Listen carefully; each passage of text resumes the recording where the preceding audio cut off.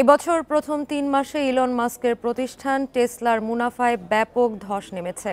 এর ফলে ট্রাম্প প্রশাসনে নিজের ভূমিকা কমিয়ে ব্যবসায় আরও বেশি মনোযোগ দেওয়ার ঘোষণা দিয়েছেন তিনি। টেসলা জানিয়েছে, এবছর প্রথম ৩ মাসে তাদের গাড়ির ব্যবসা থেকে রাজস্ব গত বছরের একই সময়ের তুলনায় ২০% কমেছে।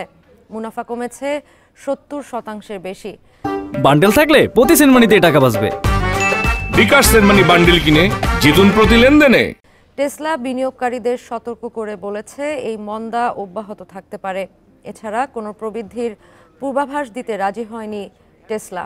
তারা বলছে, পরিবর্তিত রাজনৈতিক মনোভাব চাহিদাকে মারাত্মকভাবে ক্ষতিগ্রস্ত করতে পারে।